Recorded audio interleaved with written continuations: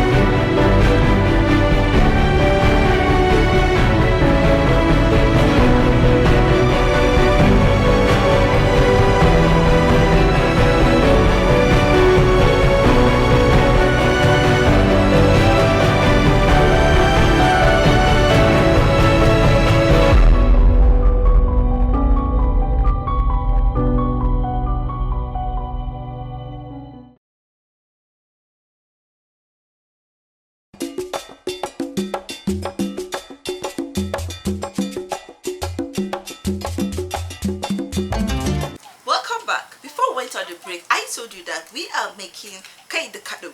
That is okra, white okra soup. Mostly this is the okra.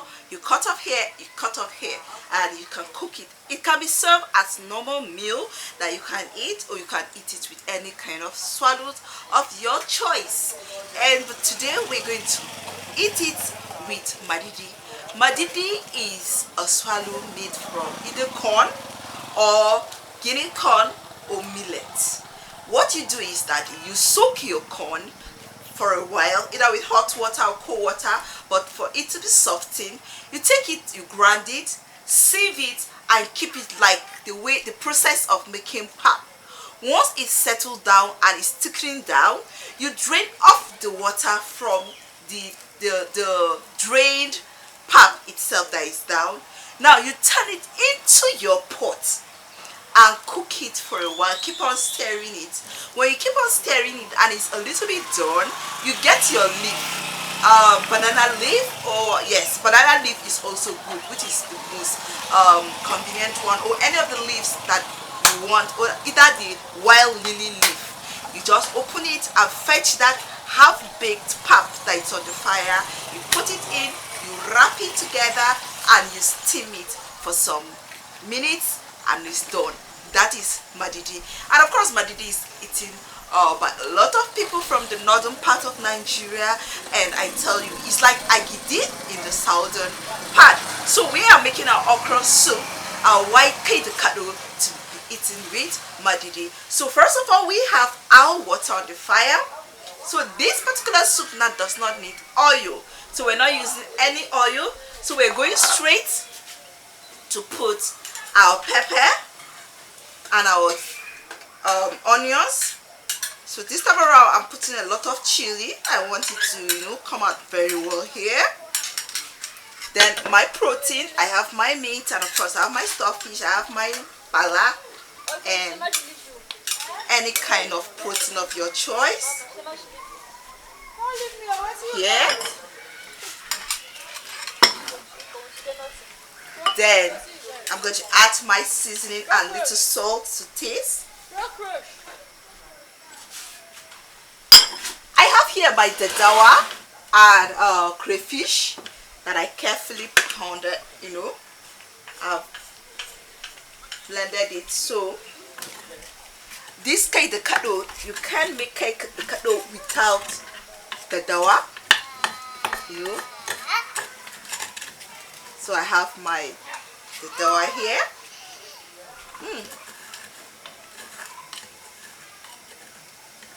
All right. So you stir it. Oh, just have a look at it. It's so rich, so natural, so delicious. Of course, you cover this for some 10 minutes for the ingredients to boil well.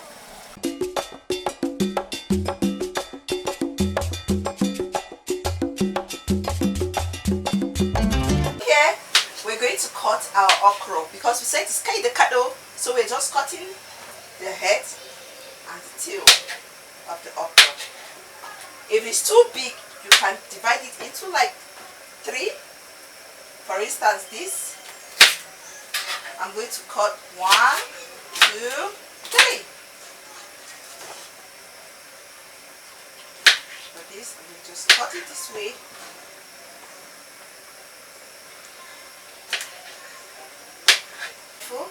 Some of them are quite big, so you can divide them into 3. But the soft ones, you can just have it like this.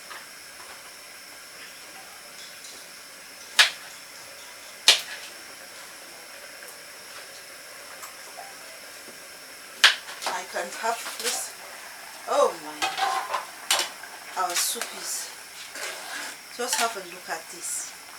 Natural, pure natural soup.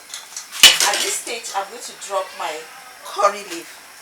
I told you I like having them. I like having it in my food. It gives you this natural sweet aroma that is inviting. Everybody want to have a look at it.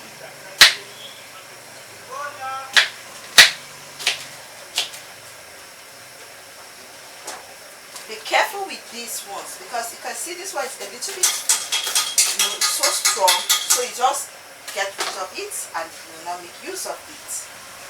Alright, so we are making kai de kado.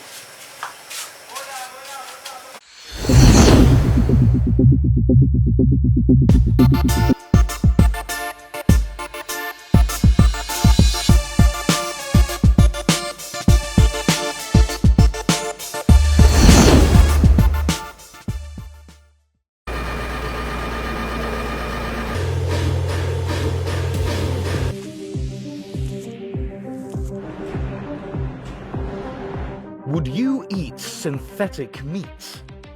Food production technology has progressed to the point where we are able to create meat analogues derived from soybeans, gluten, and other plant products. Beyond Meat products are readily available in supermarkets as well as some fast food chains like Burger King and Carl's Jr. If this plant-based imitation meat isn't your thing, you can simply get your protein elsewhere. Food cultures around the world have heavily featured plant-based meats such as tofu or falafel for hundreds of years. But synthetic meat is not plant-based. It's meat. Lab-grown, artificially produced meat. Thanks to recent innovations in food production technology, consumers may see lab-grown meat in their supermarket aisles very soon.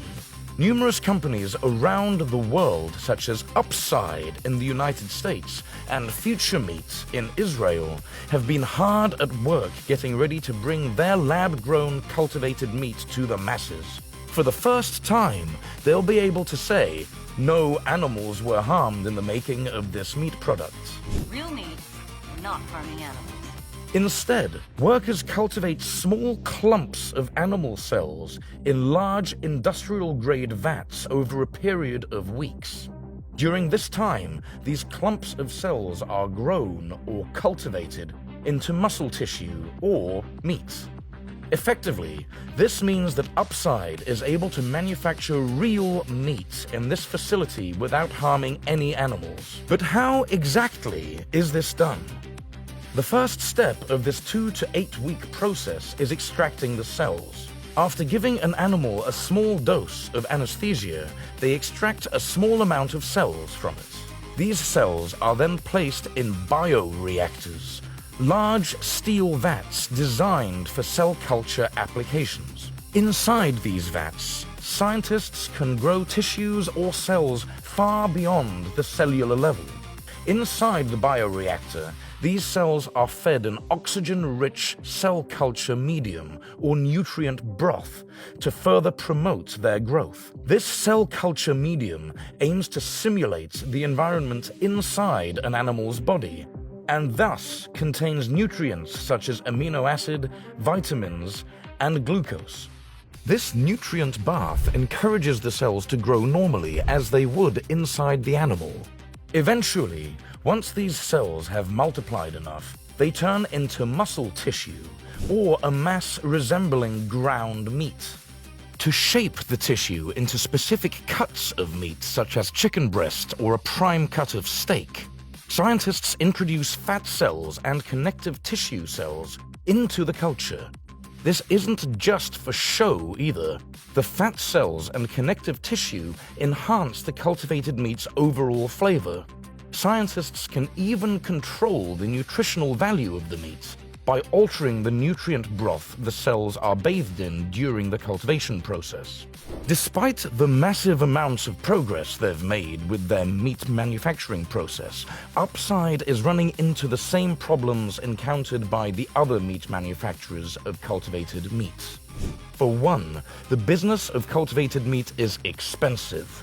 Each state-of-the-art facility required to produce cultivated meat costs millions of dollars to construct and maintain. Couple that with the overall cost of production, and you end up with a relatively expensive product that might be a hard sell for some consumers.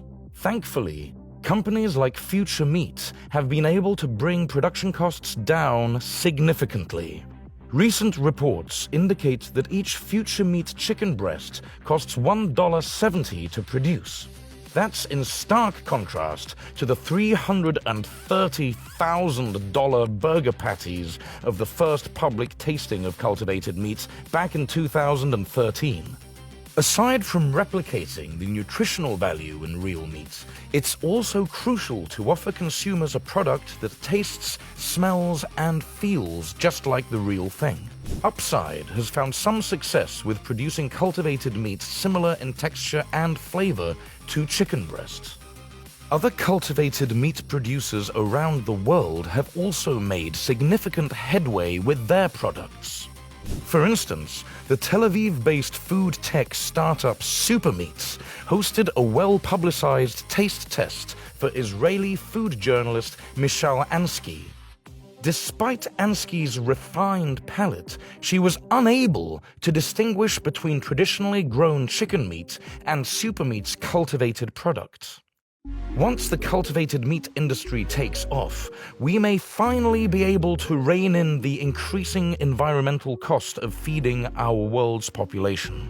More than a third of the world's greenhouse gas emissions come from the food production industry, with a large chunk of that attributed to meat production. By offering a cleaner, lab-grown alternative, we may be able to mitigate the growing stress our ballooning global population is placing on the environment.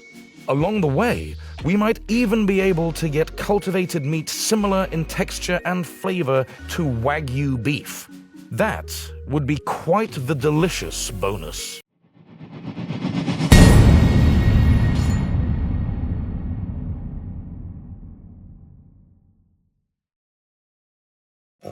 Alright, welcome back.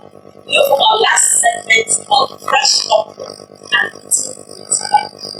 You can also have it again with dry okra. So you can either eat fresh okra, dry okra, or you just steam. So now this is dry okra, and I'm going to teach you this.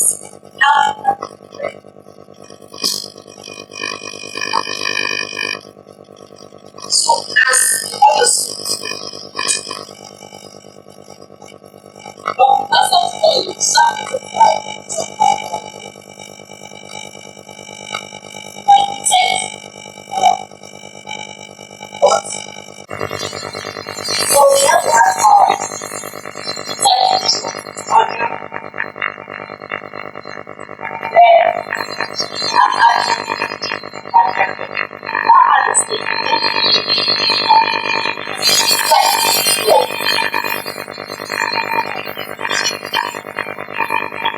what is dry okra without the dawa, or your locust beans as you can call it?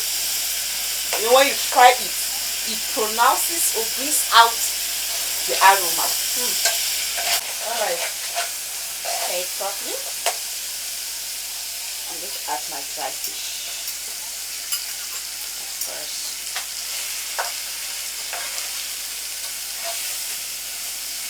Stir properly. Keep on stirring it.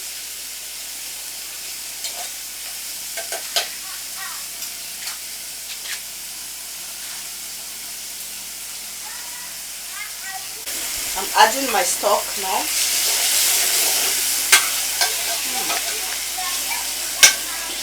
Wow. I like to cook a little before you add your water. You add more water to it. And the soup too, the soup too can be eaten with all kinds of swallow. It depends on what you want. So I've not added any spice, any of my seasoning here because of the stock meat. I'm going to just add a little water because of the quantity of soup I'm making. And when I add the water, this will determine whether or not I'm going to add more seasoning.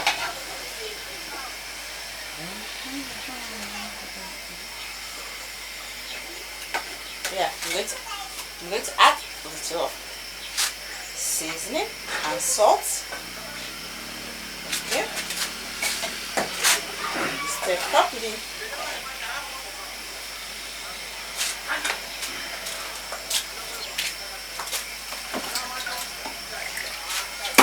I intend to add more water. Alright.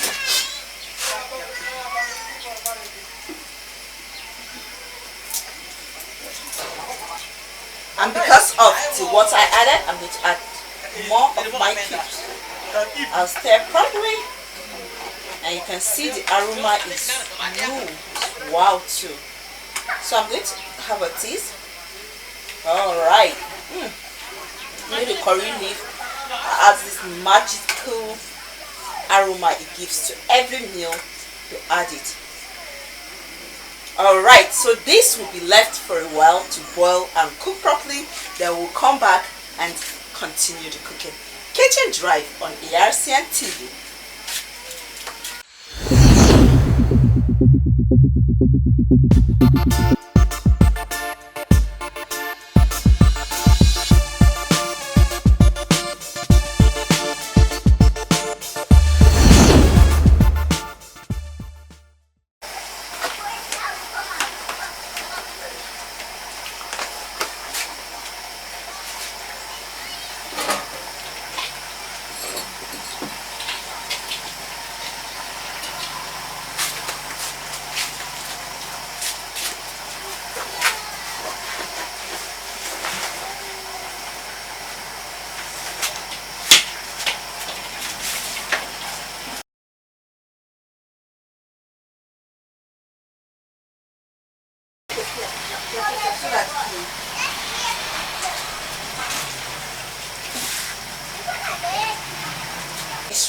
Is cooked already, ready for me to add my okra soup. That is the dry okra. Let me have it again. Yeah, this is perfect. Okay, So now with the dry okra, I'm just going to sprinkle it. What is going on here, guys? I'm going to sprinkle it a little bit. Okay, be careful so that it will not warm up. Sprinkle it. Depends on how you want it to be thick.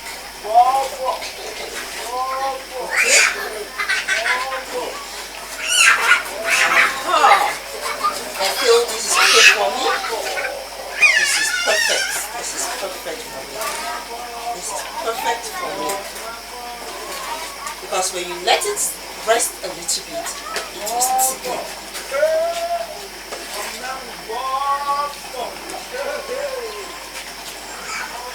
Alright, this is the second segment of what we can eat Madidi with. The first segment we had okra, white okra. But right now we have dry, and that white okra was fresh okra. But this is dry okra. And what we did here, we fried our palm oil with all vegetables, onion, pepper, ginger, with fresh curry. And then we added our protein into it. And of course, we now allow it to cook properly. And then when it cooked and boiled well, we had a taste to see if all the seasonings are on point, and of course they were. And then we added our dry okra, and this is the texture that I want to. So with this, I tell you, it's as simple as anything. Madidi is one meal that you can eat at any time of the day. It can serve as breakfast, lunch, dinner. It can serve, it is made out of millet. You can make it out of millet, rice, or corn.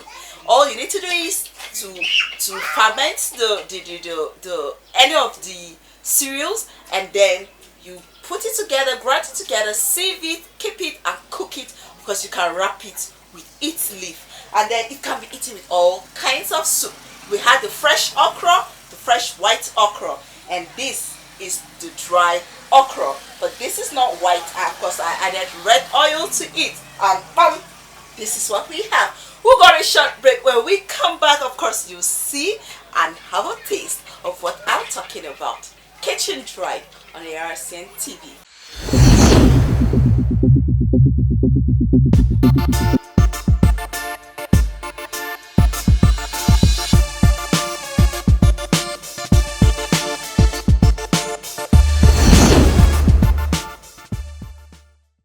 So as I told you, this is the second segment of what we eat Madidi with. So the first one we had white okra, and we ate it with the Madidi. And now we are having dry okra with dry fish, and of course with protein, and the recipe is simple. All we needed was red oil, the protein, that is crayfish, the dry fish. We fried everything together, added a little of stock into it, and then allow it to cook properly. We added normal water to the quantity I want my soup, and then of course when it was cooked, I now added my dry okra. I sprinkled it. All you need to do is that be careful so that when you are sprinkling and mixing your soup together, it doesn't lump and gives you the funny boiled lumps in it. So this is my dry okra. I'm going to eat it again with my Madidi, and this is also sponsored by my mom.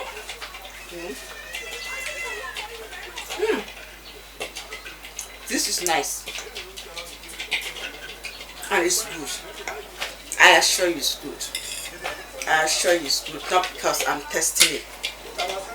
All we do here on the program is we give you something you think you know, but of course we give you another way of making it to feel okay and feel love. Just take good care of yourself no matter what. You own that to yourself, okay? And this is how we also wrap it up on the program Kitchen Drive. Stay out of trouble, eat good food, and see you next time on the episode of Kitchen Drive. I am Hilda Homself Fantuam, and from all of us, we love you.